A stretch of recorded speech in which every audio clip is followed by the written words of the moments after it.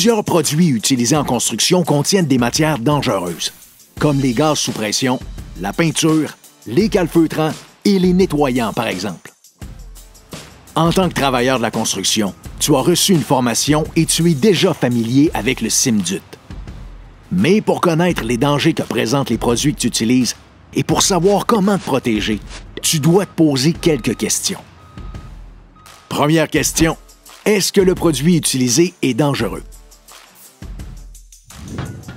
Quand un produit est dangereux, l'information se trouve sur son étiquette, sous forme de mention de danger ou de pictogramme selon le type d'étiquette. L'information sur l'étiquette sert à identifier rapidement les dangers et les mesures de sécurité de base quand on manipule ou stocke le produit. Si une étiquette devient illisible ou que le produit est transvidé dans un autre contenant, l'employeur doit refaire une étiquette. Il faut inscrire le nom du produit spécifique et non une information générique, comme diluant à peinture, par exemple. Et même si ce n'est pas obligatoire, il est fortement recommandé d'inclure les pictogrammes pour faciliter l'identification des risques.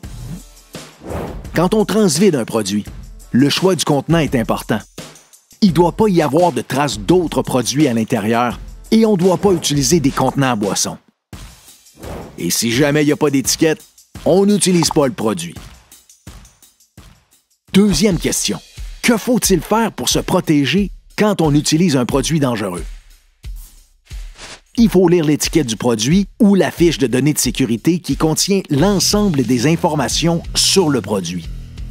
Il faut aussi suivre la formation offerte et appliquer les mesures préventives mises en place par son employeur. Prenons ce tube d'adhésif de construction, par exemple. Il y a un pictogramme de danger sur son étiquette. L'essentiel des informations pour se protéger se retrouve sur son étiquette. Dans la fiche de données de sécurité qu'on appelle aussi FDS, l'information détaillée se retrouve dans la section 8. Contrôle de l'exposition, protection individuelle. Dans cette section, on retrouve les EPI à utiliser. Si on regarde cette bouteille d'uréthane, il y a des pictogrammes, mais ils sont différents, car c'est un produit de consommation, c'est-à-dire un produit destiné à un usage domestique. Comme les produits de consommation ne font pas partie du CIMDUT, le fournisseur n'a pas l'obligation de fournir une FDS, mais il est quand même dangereux. C'est sur son étiquette qu'on retrouve les informations nécessaires pour se protéger. Qu'un produit fasse partie du CIMDUT ou non, il faut toujours se familiariser avec les dangers qu'il pose avant de commencer à l'utiliser. Troisième question. Que faut-il faire en cas d'exposition? L'exposition, c'est l'inhalation, le contact avec la peau, le contact avec les yeux ou l'ingestion. En cas d'inhalation accidentelle d'un vernis, par exemple, il faut consulter l'étiquette ou la section 4 des premiers soins de la FDS. Dans cette situation, il faut transporter le travailleur dans une zone non contaminée en portant un APR et suivre l'ensemble des directives. Un plan d'intervention permet de réagir rapidement dans le cas d'une exposition comme celle-ci. Si on doit se rendre à l'hôpital suite à une exposition, il est recommandé d'apporter une copie papier de la FDS parce que ça permet un diagnostic et une intervention plus rapide. Il devrait donc toujours y avoir des copies des FDS sur le chantier. Quatrième question. Comment et où le produit doit-il être entreposé? Pour savoir où entreposer un produit, comme de l'essence par exemple, il faut consulter la section 7 de l'étiquette ou de la FDS, manutention et stockage. Cinquième question. Que faut-il faire en cas de renversement ou de déversement?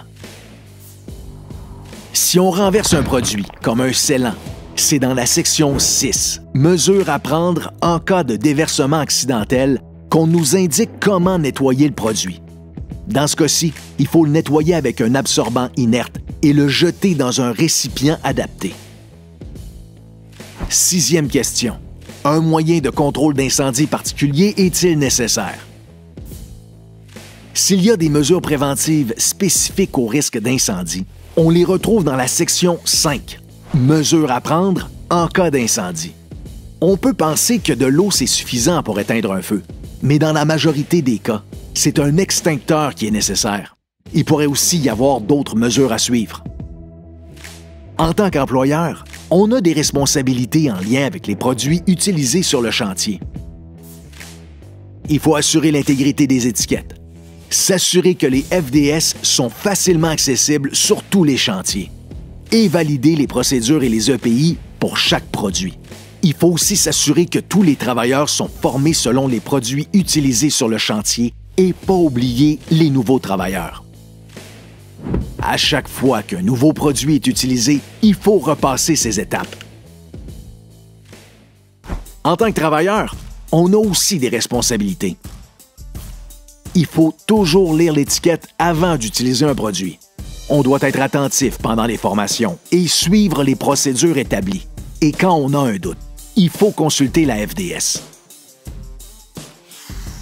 Il faut toujours se méfier et jamais banaliser les risques, même si c'est un produit qu'on utilise souvent. Et n'oubliez pas qu'un produit peut présenter plusieurs dangers. Si vous avez des questions ou avez besoin d'aide, les conseillers de la PCHQ sont là pour vous aider.